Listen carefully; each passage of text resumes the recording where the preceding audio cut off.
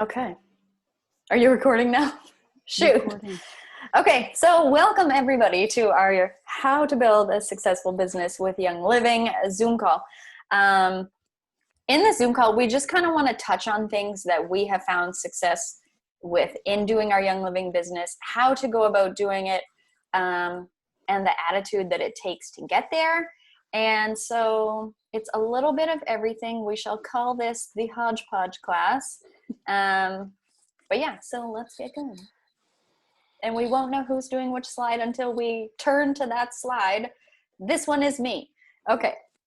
So I just want to put a disclaimer here in the very beginning because I know that network marketing has a bad name. And I know I've said it 1,000 times before. But I don't want people to feel like we are pitching them a pipe dream. I don't want people to feel robbed if they think that they can be an instant success here and don't instantly find that. This is a business opportunity. This is like somebody saying, hey, I'm going to invest and start up a restaurant. Do you want to take part in that? And if you say yes, you need to invest in that. You invest your time, you invest your finances, you put in the effort, you show up and you do the work. And I know network marketing has this bad rap where you can be an instant success or you can build off of other people's success. And I just want to put a disclaimer there right now that that is not the case. You can be as successful in this business as you want to be, and that there is a seat at the table for everybody. There is an opportunity here for everybody to find success, but it's up to you to do the work and do the things to achieve that success. It's not up to your organization or your downline or anybody else. The responsibility is yours. And there's just a lot of things happening right now in Young Living where people are disgruntled and blaming the company. And I think in that call that Jen was referring to earlier, that's like buying a gym membership, not utilizing it, and then blaming the gym for your lack of physical fitness. It's not the gym's fault. The gym gave you the opportunity, and it's up to you to decide how to use it. And so this business opportunity is very much the same. It's an opportunity, and it's up to you to decide how well you are going to utilize it. So just put that out.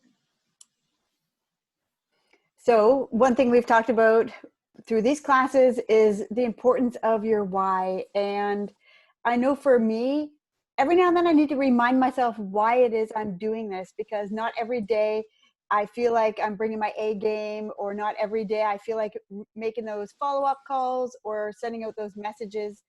And knowing where I'm going and why I want to be there is what's going to help be the fuel in the car. It's going to be the passion in my business. And so why am I doing this? I'm doing this for financial freedom. And I actually have kind of challenged myself to, I want to be able to retire my husband when he can retire from the military. So I have 3 years before he can retire. And my goal and challenge to myself is, let's build this business to a point where he can retire if he wants. And so that's like a little, I don't know, an added layer to my why. You know, it's not just a financial freedom or seeing families and lives change through Young Living, but a little challenge for myself. And I can be a little competitive, so I like a little challenge. But I know we've talked about finding your why, and I hope that you all have. But if you don't feel like you have, keep nailing that down until you actually come to that one point you're like, okay, this is why I want to do this. And if you don't feel like it's strong enough to carry you through those hard days, then keep digging on that. Keep peeling back the layers of, wait a minute, why do I want to do this? And that will light the fire to your passion, and that will just stir up the inspiration that you need to keep going with this business, with this opportunity.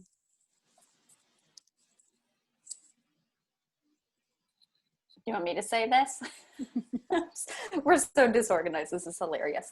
Okay, so these are just examples of excuses that we have. So I didn't have time is something that people say, or I don't have time.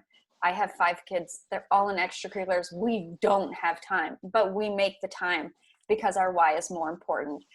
When I first started this, I didn't have knowledge, but I used what I knew at the time. I didn't have confidence, but confidence came with results. So the more that I pressed in, the more that I tried and served people, the more I found victories and wins, the more my confidence grew. Now I feel like maybe in the beginning I could have been like knocked over. But just with the results that I have seen, the wins, the victories, the impact that I've seen in people's lives, nobody can push me over. And that came with results, and that comes with taking action and pushing through regardless of your excuses. I had a lot of things going against me, like naysayers and lack of time, and just like all those little nitpicky things that poke at you all the time. But you need to have your why in front of you to recognize what you have going for you. I had tons of excuses. I'm sure everybody has tons of excuses. We all have excuses. I feel like we hide behind that glorified, I'm busy. How are you doing? Oh, I'm so busy. Oh, I'm so busy too. Like it's almost saint-like the busier we are. And it's just an excuse that we hide behind. Keeping ourselves busy is like a default of dealing with stress. Instead of actually coping with things, we just get busier. And I think it's really important to recognize that that's an excuse to not wanting to cope with your growing pains or the growth that it takes to move forward. So you have to choose not to give in to those excuses, because when there is a why, then there is a way. And it's just like that thing that will plow you through and make you want to go and allow people to not be able to push you over, to be able to have posture when you're presenting to people, presenting the business, presenting the products, presenting whatever it is. Because if you push through those and you see those results, then like running towards your why, nothing is going to get in your way. Things might knock you down, things might bum you out, things might be super hard here and there. But when you know what your why is, then you have a clear path moving forward. Okay, so you guys all know the income disclosure, but we're going to throw it up here because we want to talk about what's possible here and what actually you're working towards. I wish I knew what the next slide was so that I knew where to go from here. But the whole point of this is not everybody wants to be a Royal Crown diamond. Not everybody even wants to be a diamond. For some people, a silver income is what is going to absolutely change their lives and make a difference. Because your goals and your dreams don't have to sit at top rank. Your dreams might not even to be a Young Living business builder, but this is an amazing opportunity that you can take advantage of to get you to where you want to go. So right now our team sits at gold. We're baby golds, so my income does not look like that. But it's getting there and it's growing there. And I know that there's silvers popping up on our team whose incomes are looking like that, and executives and senior stars and stars. And like the more that we build and grow, the more freedom, like even if you think about, I don't know, your mom or your next door neighbor who you know has a hard time and has to save for grocery bills, or just somebody that you can think of that would benefit from this, because this opportunity is for absolutely everybody. And I know that for a single mom, $500 a month is going to be a huge, huge difference in her income stream. And yeah, so this is what's possible, friends. Okay, so yeah, whoops, that's where it is. So this is embarrassing how disorganized this is. So Young Living's income and the ranks, they don't have to be your be all and end all. And I know we've talked about this before. My friend Dana wants to open a Ronald McDonald House in Kamloops because they don't have one. My friend Glow wants to start a charity for kids. My friend Lauren wants, wait, no, it wasn't Lauren. Who was it? I forgot. Anyway, okay, I'll do a different one. My friend April gives a car to a single mom every single month. A brand new car.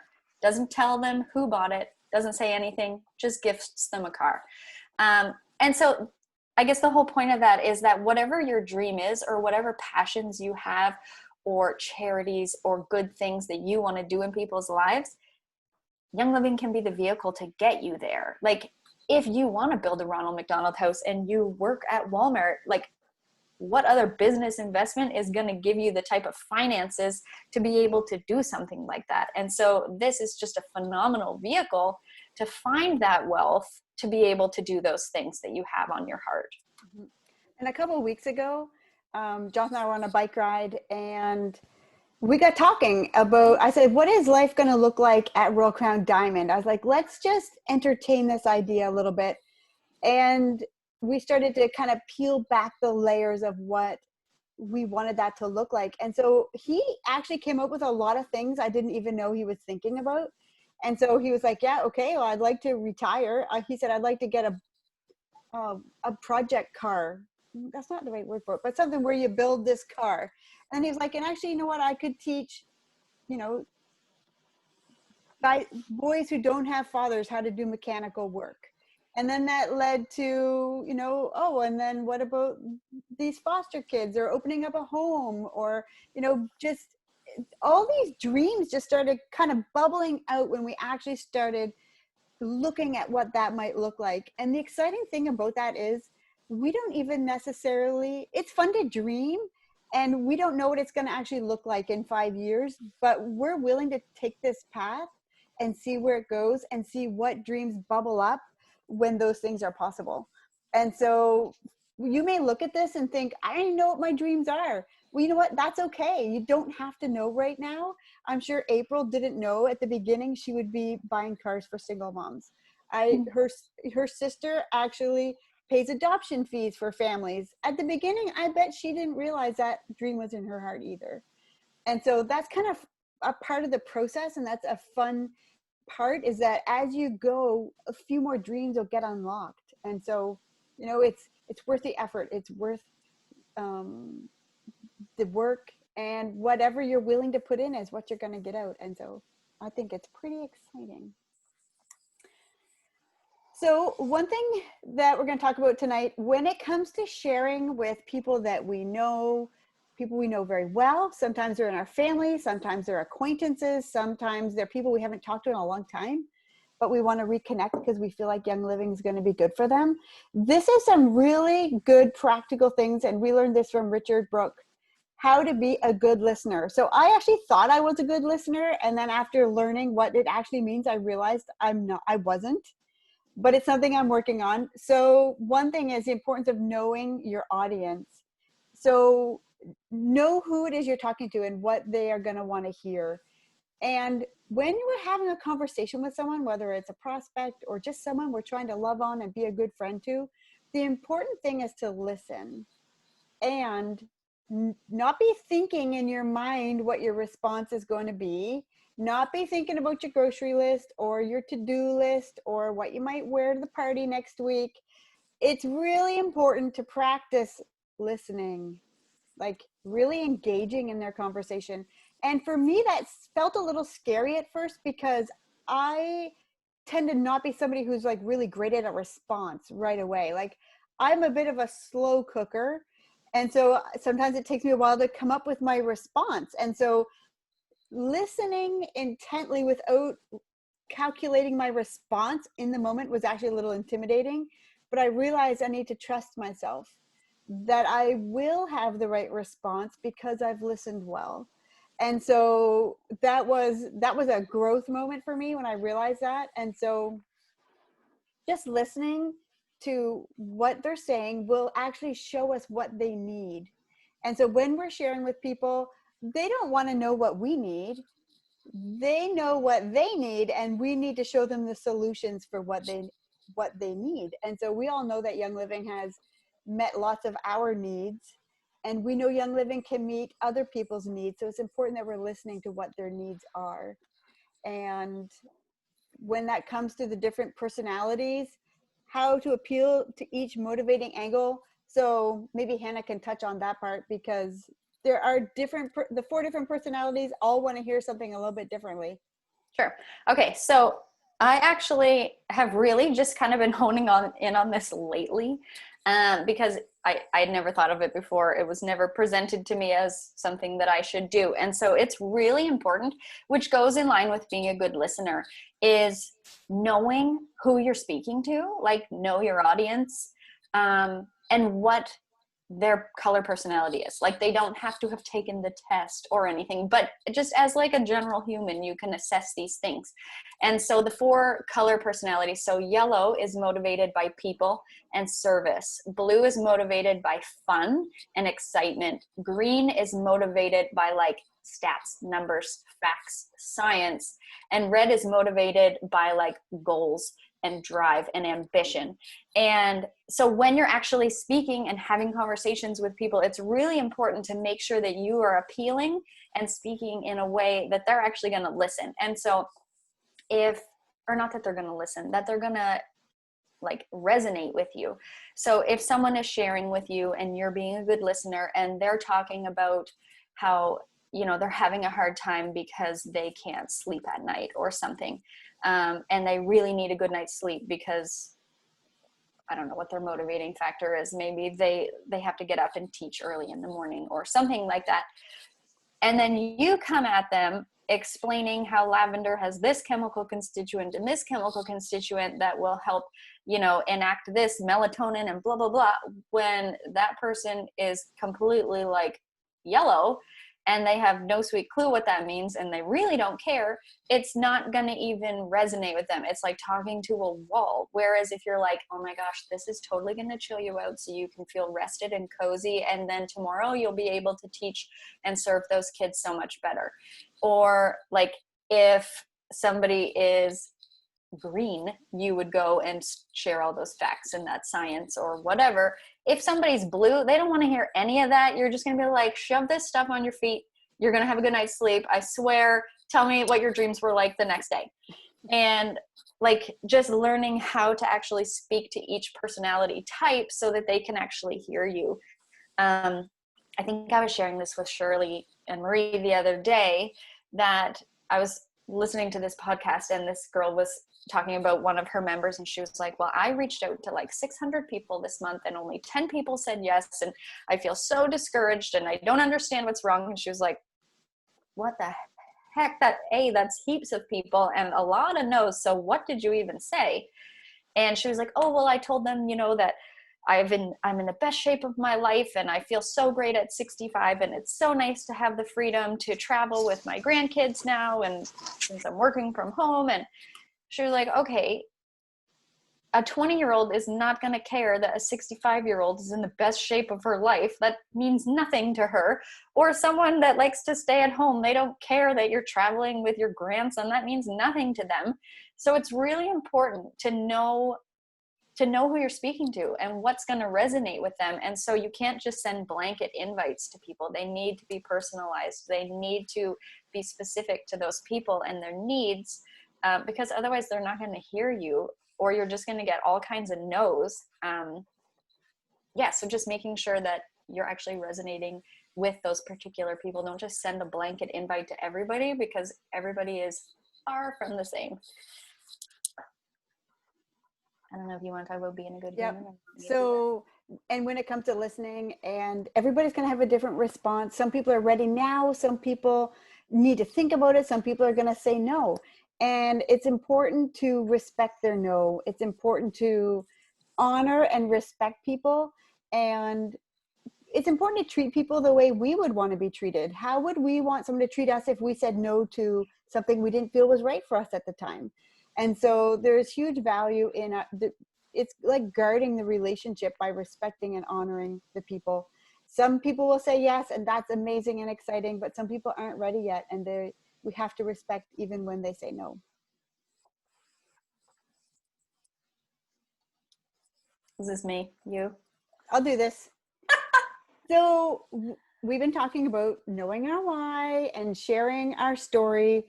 And here's a little quote here. People don't buy what you do, they buy why you do it. And so going back to the why is, when we know why we want to do this, it makes sharing our story come from our hearts. And people can tell when you're talking from your head or when you're talking from your heart. And we live in a day where people just want connection, and people value that connection. And so the more honest we can be with sharing our story and, you know, what Young Living has done for us. They always say facts tell, but stories sell. And we're going to watch a video in a minute where it's going to explain that a little bit more. But when we can wrap our stories in emotions, that's going to really carry that story over to this person that we're talking to. So it's going to move the story from our heart to their heart. And when people make decisions, especially purchasing decisions, they make that with their emotions, which sounded crazy to me the first time I heard it. But when we're inspired or our hearts are triggered or pricked, that's when we move to motion. And so when we share our stories with emotion and from our hearts, people are going to really resonate with that. And we're going to watch a quick little video here to just go a little bit deeper into that topic. Okay, so this video actually is a whole TED Talk. It's like 18 minutes long. We're just going to show you a 5-minute chunk of it. But I would super encourage you guys to actually go watch the whole thing. I'm just going to make sure that my audio is enabled. Share computer sound. Okay. Just so you guys know, this is one of my favorite videos.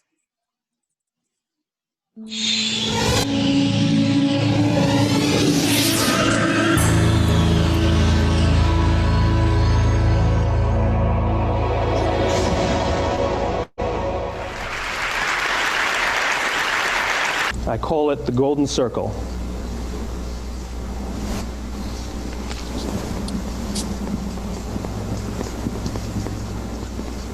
Why, how, what?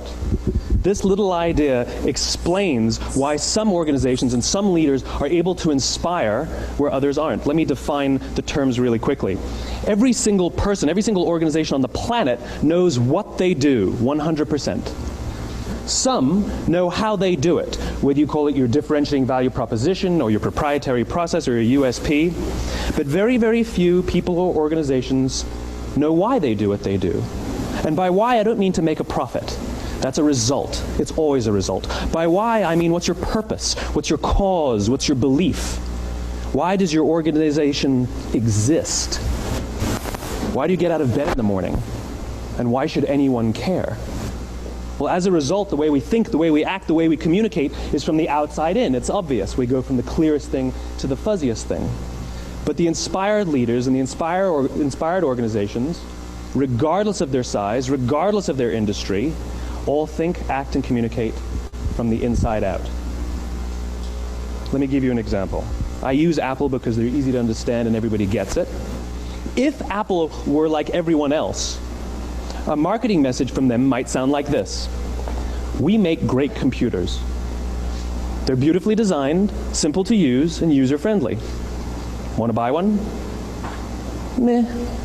And that's how most of us communicate. That's how most marketing is done, that's how most sales is done, and that's how most of us communicate interpersonally. We say what we do, we say how we're different or how we better, and we expect some sort of behavior, a purchase, a vote, something like that. Here's our new law firm. We have the best lawyers with the biggest clients. We have, we always perform for our clients, do business with us. Here's our new car. It gets great gas mileage. It has, leather seats. Buy our car. But it's uninspiring. Here's how Apple actually communicates. Everything we do, we believe in challenging the status quo. We believe in thinking differently. The way we challenge the status quo is by making our products beautifully designed, simple to use, and user-friendly. We just happen to make great computers. Want to buy one? Totally different, right? You're ready to buy a computer from me. All I did was reverse the order of the information. What it proves to us is that people don't buy what you do, people buy why you do it. People don't buy what you do, they buy why you do it. This explains why every single person in this room is perfectly comfortable buying a computer from Apple. But we're also perfectly comfortable buying an MP3 player from Apple, or a phone from Apple, or a DVR from Apple. But as I said before, Apple's just a computer company. There's nothing that distinguishes them structurally from any of their competitors. Their competitors are all equally qualified to make all of these products. In fact, they tried. A few years ago, Gateway came out with flat screen TVs. They're eminently qualified to make flat screen TVs. They've been making flat screen monitors for years. Nobody bought one.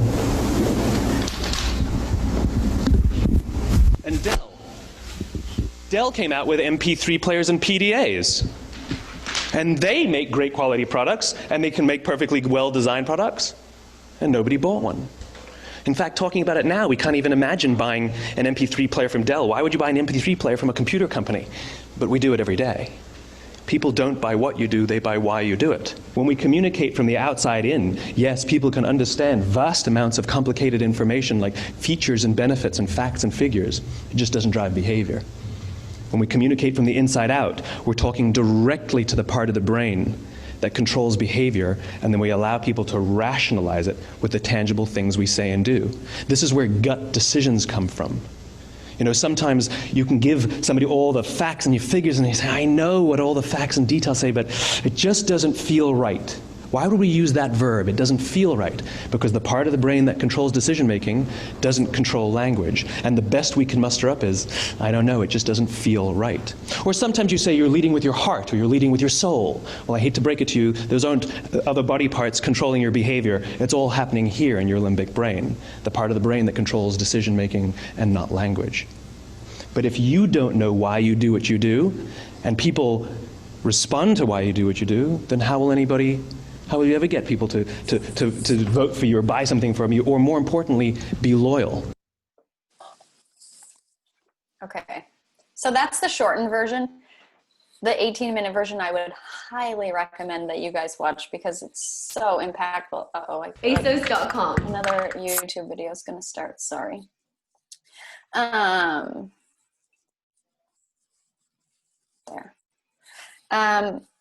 Yeah, so if you guys have time, I would highly encourage you to go watch the longer version of that video. He gives like a ton more examples, but it just explains so well that we can talk to people about facts till we're blue in the face, but until we actually appeal to their why, it's not going to cause them to take action or actually make decisions. And so it's more important if you can appeal to their why right from the gate and just work backwards instead of working the way that we normally would.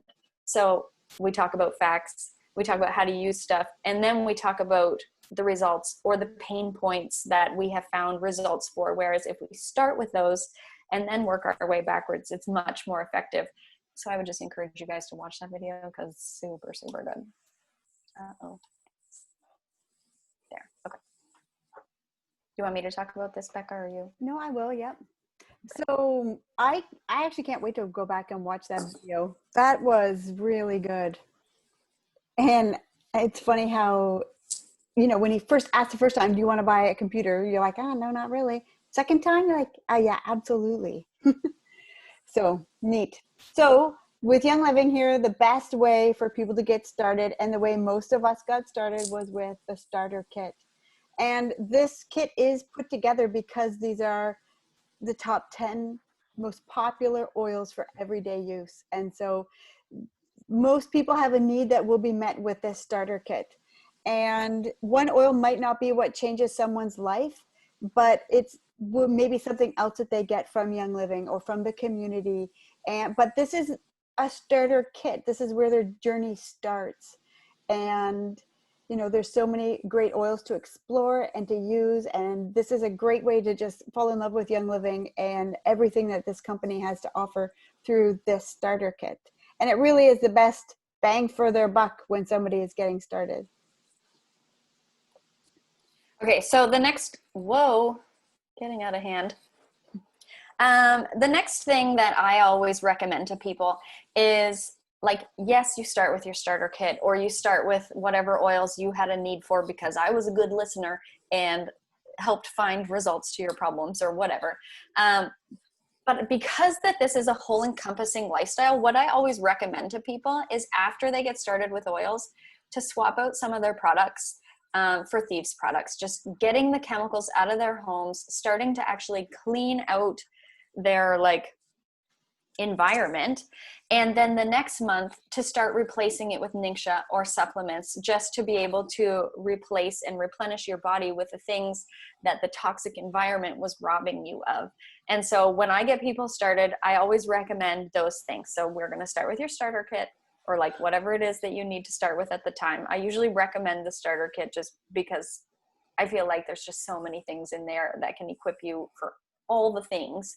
And then the next month, you know, if you're willing, we'll talk about swapping out toxic products. And it doesn't even have to be like on ER. It doesn't have to be all of these products. It doesn't have to be the kit. It just, because you're being a good listener and because you're serving someone, this is just kind of the steps that I take. If you are interested in living a holistic, more natural life, we want to get the toxins out of your home. So maybe that's where our focus is next. And then our focus is going to be on your nutrition and your nourishment. Oh, hey, Bubs. I can't find my helper.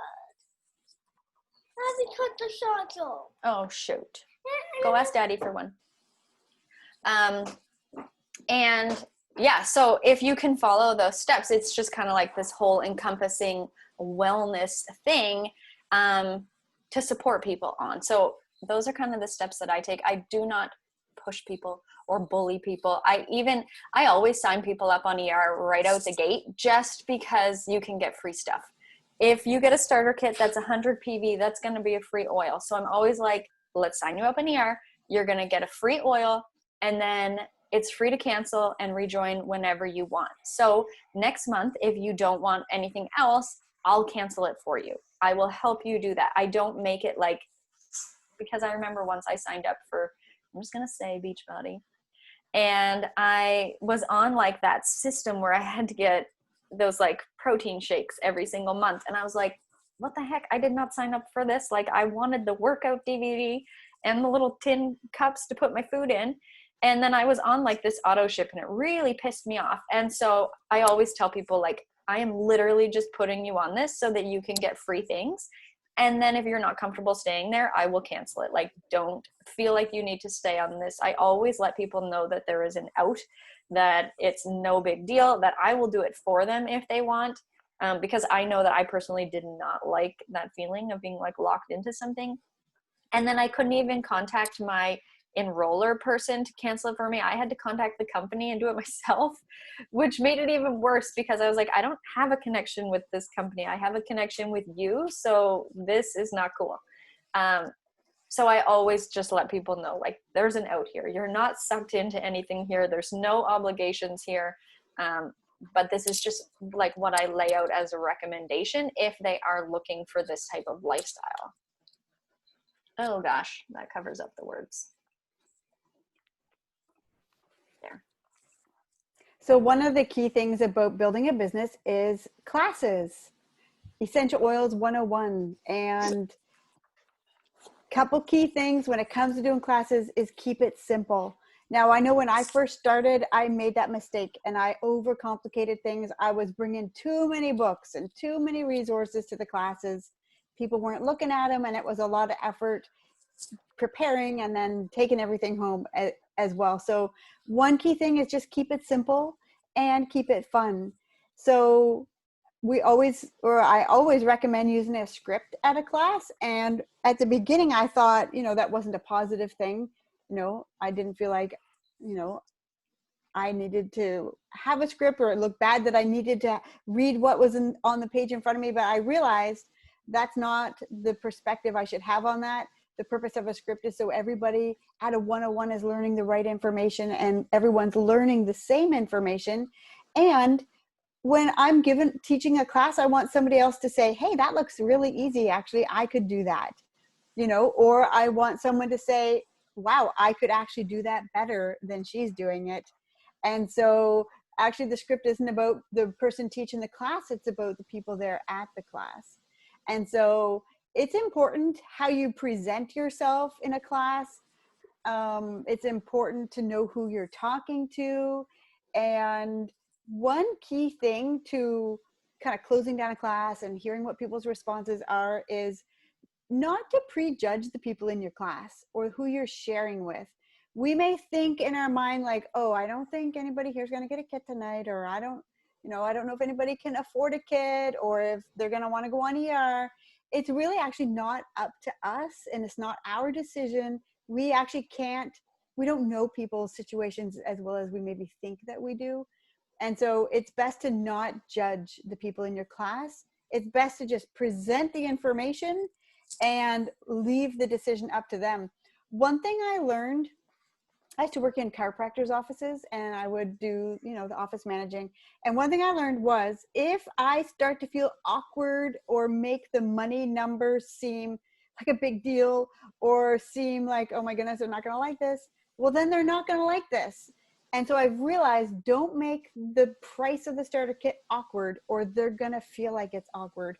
I've learned to just lay it out there. The kit is $199.75.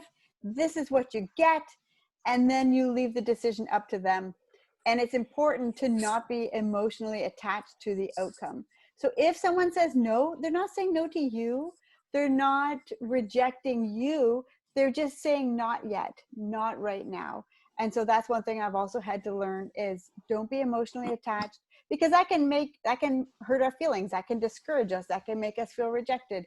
But really, they're not saying no to us. They're saying no to the starter kit or to having it at this time. And so it's best to just lay it out there, present your information, and then let them make the best decision for themselves. I want to add a couple things to this page. I listened to Heather Dahl, she's a diamond from Red Deer, talk once, and she said that she literally touches on 4 oils in her class. She doesn't go through the whole kit. She was like, that's too boring. I can't be bothered with that. She's like ridiculously blue. And so keeping it simple not only appeals to a lot of people, because the percentage of green people is a lot smaller than the percentage of yellow or blue or red people. And just keeping it simple and keeping it fun is more appealing, less of a boring night, and it's duplicable. Because like how Rebekah said, just having a script and reading off of it, anybody can do that. And so as simple and as fun as you can keep it, then it shows other people that they can do that, like that very same thing too. They might even say like, oh my gosh, she did this, I can do so much better. And then build off of that. And one thing I wanted to touch on in the conscious language section is getting people to say yes is huge. And so it's actually something that you need to work on, and I need to work on when I'm speaking to somebody, to ask questions during the class that get them saying yes. Like, do you love a good night's sleep? Yes. Do you love connection with your family? Yes. Hey. This is my first time I like the fall. The first time you like what? I fought a fall. Oh, wow. Good job. And so if you can get people in the habit of saying yes, like, yes, I love spending time with my family. Yes, I love feeling good. Yes, I love having a good night's sleep. It literally in that moment gets their vibe going and gets them excited. So then when you're like, okay, who wants to grab a starter kit? They're like, yes. And I know it sounds silly or maybe a tad manipulative. I hope it's not. But just getting people in the habit of saying yes and being excited. And if you build up to that during your class, then they're more than likely to follow you to buy a starter kit or to want what you have, because you're creating that positive energy in them. And so I think that's hugely important. If you can get them excited and saying yes, then they're like, dang, whatever that girl's got, I need some of it because she's firing me up. And then it makes them want to buy the starter kit, want to follow you, want to do the things that you're saying because you're inspiring them. If that makes sense. So yeah, even if you can think ahead of time, questions that you can ask people that get them in the habit of actually saying yes, makes a huge, huge difference. Oh, gracious. Okay, so a blueprint to launching your business. The thing about this business is it's simple. And there's 3 steps that you just repeat over and over and over. And it's enroll, educate, and empower. And we do that over and over and over. We enroll people, we educate them on the products, and we empower them to share with other people. So we then empower them to enroll, educate, and empower. And if we make it any more complicated than this, then that can steal from the joy of it. That can deter people from even wanting to attempt the opportunity. And it really is this simple: enroll, educate, and empower. And so I want you to think, where do you feel like you are at in this step of the process? Enroll, educate, or empower? Or where do you feel like you need a little bit more? Do you feel like you have learned, or are there more areas you'd like to learn about Young Living or the chemical-free lifestyle or about the oils? Do you feel empowered to be sharing? So these are all things that even myself, I'm working on constantly, educating myself more on the products, empowering myself through personal development and podcasts and audiobooks. And this is where becoming a product of the product matters, because the more I familiarize myself with Young Living products, the more I can educate other people, the more I can help find solution to people's pain points when I'm enrolling them. And it's just a cycle of enroll, educate, and empower, and then teach our people to enroll, educate, and empower. Okay. I know people always ask, do I have to show up all the time? Do I have to teach the 101s all the time? Do I have to make the posts all the time? Adam Green always says this quote, and he says it like a couple different ways, but it's like the 5 M's. More meetings mean more momentum. And so the more things that you are doing, the more momentum you will have. So the definition, friends, of momentum is the strength or force that something has when it's moving, i.e. a train through a brick wall, the strength or force that allows something to continue or grow stronger or faster as time passes. So I know I've talked about this before, about a train and momentum of getting the train going. And then once it's going, it is completely unstoppable and will knock out anything in its path. But once a train is actually like stopped at a station, the work that it takes to get that momentum going again is a lot, and it's exhausting, and it's inconsistent, and it's hard on your team. And so it's really important. Like, this business is so simple. It's not easy, but the concept is simple, and you just need to show up all the time. You need to be consistent all the time.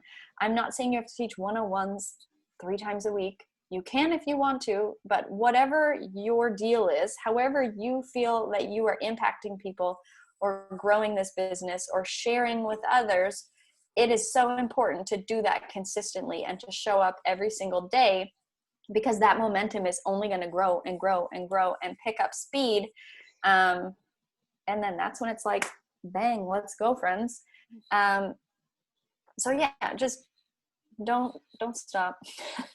I have stopped before, and good heavens, it is not fun starting over, apologizing to everybody that you left behind or left hanging when you stopped for a hot sec, and then trying to rebuild that back again. It is not fun. It serves nobody. And if you can just be consistent here, it makes all the difference in the world. And I think that comes along with finding your pace. Like when I like to go for a run once in a while, and really that first 15 minutes is the hardest. But then once I find my pace, I can really keep going. So with the business, it's a matter of finding your pace and what is your groove. So sometimes people can get lost in that first 15 minutes or in that first, part of the journey where they're finding their pace. But I encourage you to keep going until you find your pace, and then you just keep going. And here are some really great key things on building momentum for your business is events. Seriously, they've changed my life in so many ways. So some great reasons why events matter is they grow your belief to where we are unshakable. And I know for me, I've been to, like, as soon as I decided I was going to do this business, Hannah invited me to all these things, and I just said yes. And we went spring planting, we went to convention, we went to Diamond Bound, like event after event after event. And I learned life-changing things at each spot. Like, you go there, it's like you have a little backpack and you get another little tool in your backpack. And then you go to the next event and you get another tool in your backpack, and you just keep going, and it just builds you and grows you. And sometimes, so the next thing here is they inspire others where you cannot. So we always encourage people, go to events and bring your people with you, because sometimes people are too close to us to hear words from us. They need to hear it from somebody else, whether it's Richard Brooke or Eric Worre or Mel Robbins, Rachel Hollis. You know, sometimes the people closest to us can't hear our voice. They need to hear it from someone else. So when we can bring people to events, they're going to hear things from other people, and sometimes they receive that better than if they receive it from us. So our team will do what we do. So if I go to events, I'm going to bring people. My team is going to see me going to events.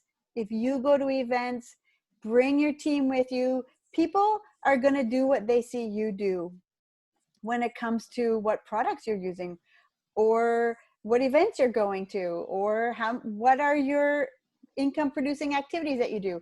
People are watching whether we realize it or not, and they're going to do what we do. And so setting a good example is really key. Events are fun. They really are. It's great to get away for a few days and just cut loose and enjoy some downtime. That's where connections happen. That's where we build our relationships with our team, with other people in our cross lines, our up lines, our down lines. Like, it's just so much fun. And the goal should be get to as many events as possible and bring as many people as you can. And so I know for me, my life has been changed at events, and I want that same life-changing experience for people on my team and even in cross lines and other business builders. So there really is as much value as they say. And I highly encourage you to get out to as many events as you can and bring your people with you. I want to add to that I know people sometimes don't like the investment that an event could take. But I just want to remind you also that this is a business. So events are a write-off. The travel is a write-off. And you are never, ever going to regret investing in yourself and investing in your personal growth. And what that does is it also raises your lid. John Maxwell talks about the law of the lid, and your business is only going to grow as much as you grow. So the more events you go to and the more you educate and grow and develop yourself, the higher you're raising your lid, which is going to allow this extra space to lift that ceiling for your business to grow. So like all those amazing things Rebekah said come from events, because I am like an event junkie and I love them. But when I go, I raise my lid at the same time. And so it's like just this all-encompassing, amazing thing. So events. Oops. Oh my gracious sakes alive. Okay. So I want to talk about the importance of filling your calendar. And I don't necessarily mean on 101s. We talked, I think, what was it, last 2 weeks ago, about habits and compounding habits and just all these things about filling your calendar. And so if you treat this business like a business, you'll get paid like a business. If you treat it like a hobby, you're going to get paid like a hobby. And so if you fill your calendar like this is a business, results will come from that accordingly. So if you fill your calendar with income producing activities or 101s, coffee dates, places where you can go network, like when your kid is at gymnastics, go to gymnastics and talk to the other moms. If you have a women's Bible study, get to that Bible study and network with those people. Zoom calls, connections with people, even on social media or in person, your neighborhood, building relationships, talking on social media, working in 15-minute increments. I know I've said to you guys, sometimes I like to work while I poop because that's where I have like alone time and I can be with my phone for a second. And so just finding those brief minutes where you can get some stuff done, as much as you can fill your calendar and fill the cracks in your day with these things, the more results you'll see from that. And that includes winning your morning. I love talking about winning your morning because starting it off on the right foot is always the best way to win your day. So I'm talking about spending some time in gratitude and goal setting and just setting up like expectations for your day so that you have space for these things. If you don't have space for these things that day, then ahead of time, you'll see that. You'll know what the day is going to bring.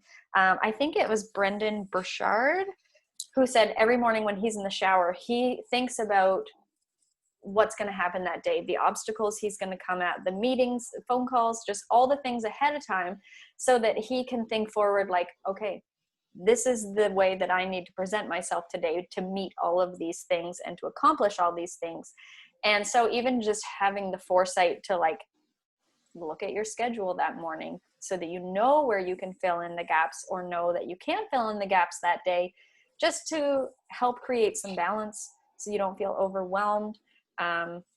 Just starting your morning off right is hugely important, and keeping sure that your calendar is full, whatever that looks like. Maybe you build your business online, and so it just means like creating content that day, whatever it looks like, just as long as you're doing something, moving your feet forward. So I actually love this picture here, these two pictures. Think about how you feel when you look at each one of these pictures. So with this business, we want to be a farmer versus a hunter. So when we think about the farmer's planting seeds, the farmer is tending to the garden and to the crops. The farmer isn't expecting to plant a seed and pick a fruit or vegetable the next day. The farmer knows it takes time, and to get good fruit, you have to kind of take care of the garden. You need to nurture the plants and protect the plants. And, you know, then you have the farmer who's out for a quick catch. You know, it's happening, it's fast, he's going to get one thing, maybe a couple things, but the farmer's going to actually get a harvest. The farmer's going to get baskets and baskets of harvest. And when we do this business like a farmer, we're planting seeds every day. We are going to water those seeds. We're going to wait for the harvest. Yeah, we love it when we get a quick response, but that's a quick yes. Yeah, I love Young Living. Let me do this. But we know that's not how it always happens. And they actually say it takes about 3 months for a seed to grow and to get a harvest from it in the business. And so keep this in mind when we are networking, when we are being good listeners, to listen like a farmer, to build like a farmer, and to take care of our team like a farmer. And we will get the harvest, we will get the fruit, and reap the benefit of the hard work that it goes into being a farmer. I think that that's hugely, hugely important. And even like when you present the products to somebody or the opportunity to somebody and they say not right now, as soon as a hunter sees that person or that deer, they're just like, oh my gosh, there's a deer, there's a duck, like shoot it, it's done. Whereas if that person wasn't ready right then, it's too late. They're already gone. You've already hung it up in the garage and you're skinning it. Like, it's over. Whereas if you nurture this person like a farmer and they're not ready, they aren't ready to do business or they aren't ready to buy the products, like, that's okay. We love them where we're at. We keep watering those seeds. We keep nurturing those seeds, and then we can revisit it at a later date. But if you come at it like a hunter, that's it. You've lost it. You've lost that person. You've lost that opportunity. And I'm not saying that to be condescending in any way, because Lord knows when I started, I hunted. And I didn't hunt like to be mean, but I would message people and be like, this is a wicked opportunity and I think you should do it. And then those people would never speak to me again. And I lost them because I hunted instead of actually just being a good listener, like Becca said, and nurturing those relationships. Yeah, so don't hunt people. It's not cool.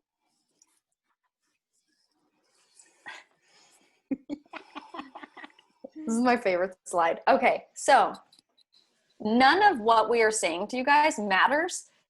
Oh, I spelled it wrong. If you're vibing low. So literally none of this matters if you're not going to take any of this to heart, or if you don't have a coachable spirit. One thing that I think is huge in this is thinking, would I want like me to be my leader? Would I want me to be my enroller? Like, what kind of person are you presenting to people? And are you presenting yourself as somebody that people want to follow? that people want to listen to, that people want to be loyal to, that people want to connect to. Because if you're complaining and vibing low and just being negative all the time, people aren't going to want to follow that. People will follow it for a second because maybe they have confirmation bias and it'll make them feel better, but it's not going to create like positive change in people's lives. And so it's really important that we check ourselves and make sure that we're presenting ourselves in a positive way, because people aren't going to want to follow you if you're being negative. People aren't going to want to take your advice, especially if it's like with essential oils, we talk about wellness and we talk about positivity and we talk about like being pulled out of bad moods by essential oils. And so if you're presenting yourself in a bad mood, then you're gonna be like, okay, well, essential oils obviously don't work on her, so why are we going to listen to what she says? And so it's really important to check yourself, to self-correct, and make sure that you have your positive pants on, and be the leader that you would follow. You want to add anything to that, Becca? Nope, that's great. I like it. It took us a really long time to find that picture. It's so funny. Okay, so with the Debbie Downer and our attitude and how are we presenting ourselves? Think of an AM, FM radio. You're not going to attract an FM on an AM station. We will not attract positive people if we're being negative. And our main job is to stay tuned to the FM station, so to be always positive. And I know that life isn't always easy, and it's not always, we aren't always happy, but it's important to always be looking on the positive side and try to encourage ourselves when we are feeling down. We will attract the type of people, like if you want to attract happy people on your team, you got to be happy. And they say that busy people are the ones who get things done. So I'm always looking for those happy, busy people, because they're the ones who are going to be amazing on the team and a part of the team, and maybe even be business building.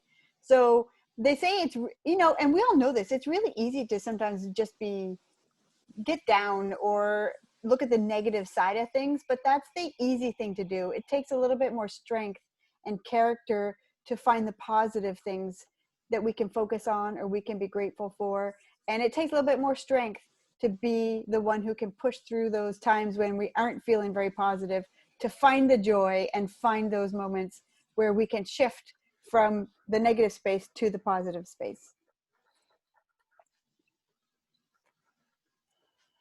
Okay, so we're going to actually talk about a bunch of ways to actually raise your vibe, because the things that you surround yourself with, your environment, your relationships, the food you eat, all that stuff actually matters. And it matters to your cells and how fast your cells are actually vibrating, and just your vibe in general. You know what I'm talking about when I say somebody's vibe. Somebody walks into the room and they're like an energy vampire, and you know it. And you have to guard yourself from that person, because after you have a coffee date with them, you just need to go take a nap because you have nothing left. And so it's really important that we are not those people, that we are the ones that people feel nourished around and supported and loved and comforted. And so here's a couple ways that we can raise our vibes. So first of all, our words shape our life. Words have actual power. It says in the Bible that there's life and death in the power of the tongue. And you can actually find, I wish I wrote it down right now. There's a YouTube video. There's like scientific studies. I'll find it and then post about it. But you can actually go and look when someone was speaking words over water. That water was frozen into ice, and you can look at the ice crystals and see the difference in them. So you would say and speak love over one, and it's just like this beautifully formed, healthy looking snowflake. And then you speak hate over another, and it's mangled and gnarled, and it doesn't even have its proper shape. And so words that you say actually shape your outcome. They alter your cells. They change the actual molecular structure of your being. And so it is really important to watch our words, to make sure that we are speaking positively. I feel like this is the second page. It is. Okay. Goodness gracious. Okay. So the first thing we're going to do is practice gratitude daily. And I put your open hands there just because I feel like if you are like experiencing and talking about things that you're grateful for, and you are being generous and giving to other people, then your hands are open to actually receive things. If you are keeping everything like clamped up and for yourself, your hands aren't open and you can't get anything. And so it's really important that we practice things that we are grateful for daily, because then it's going to get our bodies in the habit of recognizing more things we're grateful for and being able to accept more good things. Love is the most important thing. Loving yourself, loving other people, generosity. If you feel down in the dumps, the best thing to do is something for somebody else. It is the fastest way to pull you out of a funk. Serving others is a phenomenal way to give yourself positivity. Forgiveness, playing the blame game lowers your vibe. It lowers your energy. It is always important to try your very best to be a victor and not a victim. And I am very much speaking into a mirror here, so don't feel like I'm just actually speaking to you. I play that card a lot. So, eating real food. Processed food has a frequency of 0. It lowers your vibe. Alcohol lowers your vibe. Coffee lowers your vibe. Prayer and meditation helps to raise your vibe. Reducing and eliminating toxins from your body, which is why so many young living people vibe so high all the time, because they don't have all those toxic products in their homes weighing them down. Wearing your positive pants, trying your very best. I had like the worst day today and actually had to like remind myself, like, Hannah, get your positive pants on. Like, put your positive pants on. It's okay. Like, we are going to wear positive pants and get through this. And I had to like talk myself up, and Rebekah had to talk me up, and just like, sometimes you need somebody to remind you, but it's really important to always be as positive as you possibly can. Another thing, we become what we think about. Our mind is that garden and those seeds that we plant. And so you need to make sure that, I'm just going to keep referring to the Bible all the time, apparently, but like, whatever is good, whatever is pure, whatever is just, like, think on those things. And it's like, whatever you're planting in that garden is what's going to come out. Like that vision of like somebody holding a coffee cup, and then somebody bumps your cup, and whatever's in it comes spewing out. So if you've been focusing on unforgiveness and hate and negativity and frustration, if somebody bumps your cup, that's what's going to come flying out and spewing all over everybody. But if you're filling your cup with goodness and like the word of God and kindness and generosity and all these things, when somebody bumps your cup, it's going to be like, okay, here's like all this goodness for you, everybody. And it's just going to shine light instead of the negativity that's expected. Okay, so I already talked about how our words shape our life with the snowflakey thing.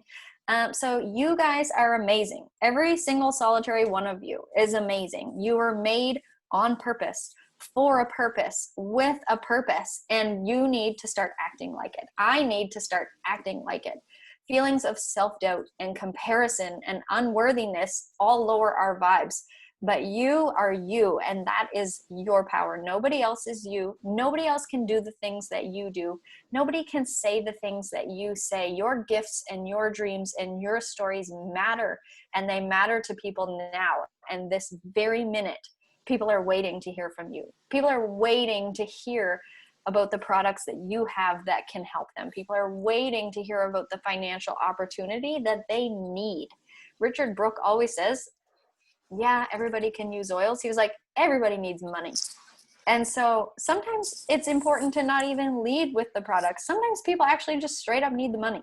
And we have that opportunity here to help people. And so I just want you guys to understand how precious you all are and what an amazing gift your calling is.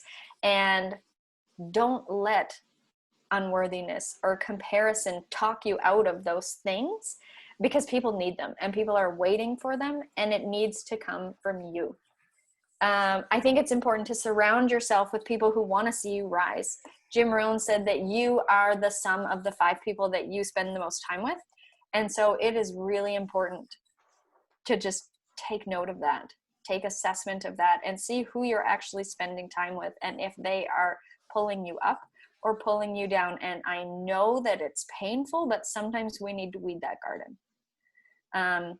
Consuming high vibe content is ridiculously important. It's the same as the whole garden thing. And I used to watch Game of Thrones. I used to watch like weird, creepy movies and all these things. And I cannot bring myself to do it anymore. Wade will literally lay in bed on an iPad next to me, and I'll be like next to him reading a book or doing something different, because now I understand the importance of what I'm putting into my brain or what I'm putting in that cup. And I want to make sure that whatever I'm consuming is like beneficial and positive.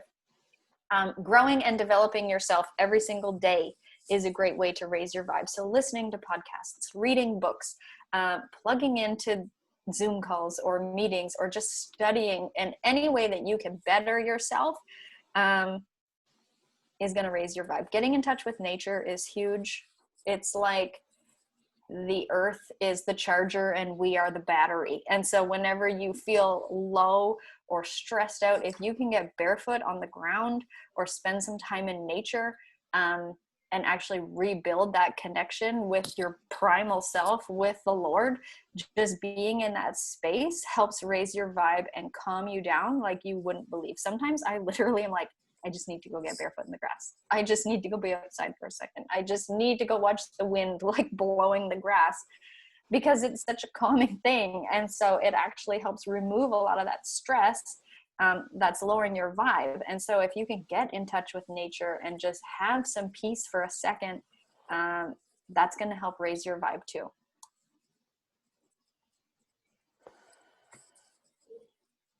Do you want to go back in? Yeah, yep. Okay, so now that we have our positive pants on, we can take some action. So things we've talked about is being consistent. And you know what? We may not get it right all the time, but the key is just putting yourself out there and putting one step in front of the other, doing one action and then the next. We may think we really can't step out until we know we're gonna get it right, but that's not actually how it works. We grow as we go. And so being consistent, even if it's imperfect, we will grow, we will learn. And from a place of joy, love, and gratitude, it will beat perfection every time.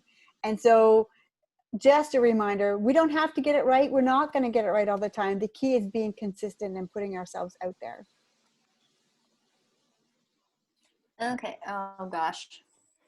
I'm not sure where to put this so that it's maybe over here.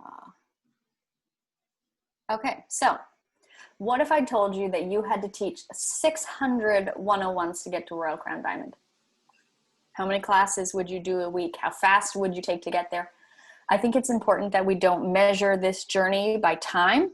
We measure it by the actions we take, because that's really all this is. If you can see your end goal, whether that's silver or whether that's gold or whether it's Royal Crown Diamond, whatever your goal is, if we can reverse engineer that backwards, like 600 101s and, like 500 Zoom calls and whatever that looks like, if we can take those action steps one at a time. So you aren't making a single leap to get to your dreams. It's not like this one decision and boom, you're on the other side. It's building that bridge brick by brick and action by action and class by class and event by event.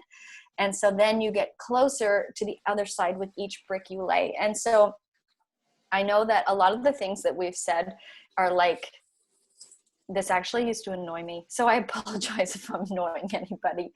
I used to be like, I don't want to know about my why. I don't want to know about like setting goals. I want to know steps. What did you say to somebody? How the heck did you sign them up? Where did you plug them into the Facebook group? Like, give me the actual steps.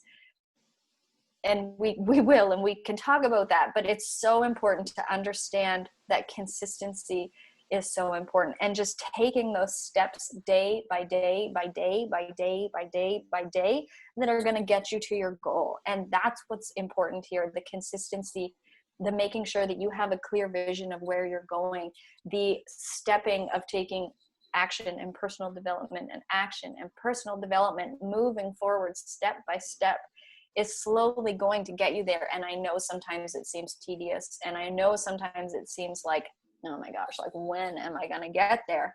But every single one of those things is planting that seed. It's laying that brick, and it's getting you closer and closer every single time to your goal.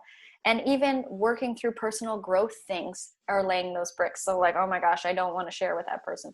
Do it anyway. And you laid a brick. And oh my gosh, I'm too scared to share my hand sanitizer with that person. And you lay that brick and you do it anyway. And it doesn't matter how small it is. Every single one of those action steps is getting you closer to your goal. And so I just want to give you that perspective. Like, this isn't an overnight success. And I feel like it's just these tiny little actions that you take every single solitary day. And even when some people do seem like an overnight success, or they do seem like they've grown really fast, they took these steps, whether they did it before Young Living or not. So even like bloggers who like whatever went really fast, they already took all those action steps. They already grew and personally developed. They already poured into all those people's lives and did that work to get there, so that when they actually broke through and found success, they had in fact laid those bricks. People just didn't see it. And so I think it's important to recognize that too, because I know that sometimes we see other people and we have that comparison thing happening. But we don't see all the work that people are doing. We don't see what's going on behind closed doors. And what's more important is that we just keep our blinders on and keep working towards our own goals and working with our own people and doing our own thing, laying those bricks, slowly getting us to our goals. If that makes sense. I hope that makes sense. Oh my gosh, what is happening? Okay, so I don't want you to forget to have fun either, because this business is heaps and heaps and heaps of fun. I have never in my life been involved in any type of organization as fun as Young Living, as life-giving as Young Living. And so it's just better if you don't take things seriously, if you just love on people and have fun along the way. That's hugely important. So don't feel heavy. There you go. Okay, so close your eyes and imagine the best version of yourself possible. So let's actually do this. I want you to close your eyes and imagine the best version of yourself. Maybe you're going to be in a specific place. Maybe you're going to be wearing certain clothes or have certain people around you. That is who you really are. So it's important to let go of any part of you that doesn't believe that that's possible. So when you close your eyes and you picture the best version of yourself, anything other than that is going to be a lie. And so it's important to shake off little lies that we might be believing about ourselves, whether somebody said something years ago that really just stuck with us, or it's something we started believing about ourselves when we were just a little kid. Those words don't have to define you. And that best version of yourself is possible. You really can attain that place in your life. And we see that happen time and time and again with people, and Hannah's right. You don't always see how they got to that place, but everybody has to take those steps, and they're not always easy. So when you close your eyes and you imagine the best version of yourself, I want you to know that that's possible, and that can be a goal that you can be working towards. You know, something may be different in that picture than what it looks like today. And that shows you what you maybe need to work on, or what maybe in your life needs to change. And sometimes change can be scary, and because it can be unknown.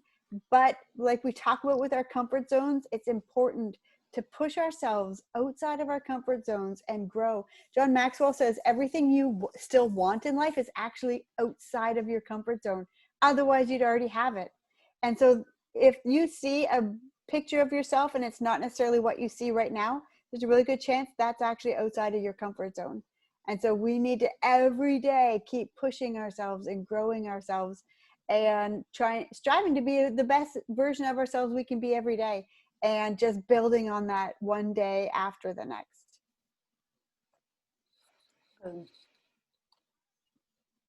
I think that's the end. That is the end. Okay.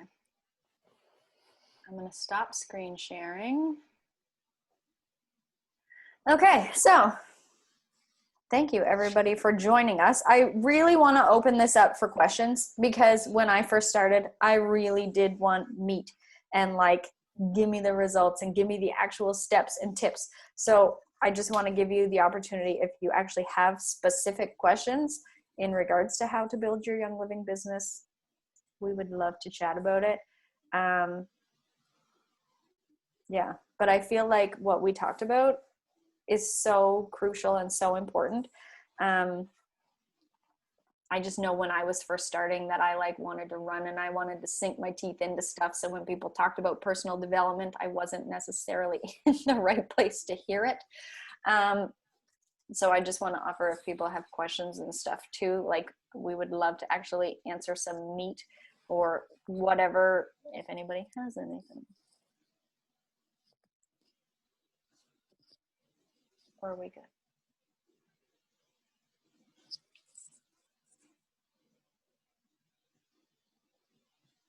Okay, if we're good, we can stop recording and just have a chat. All right.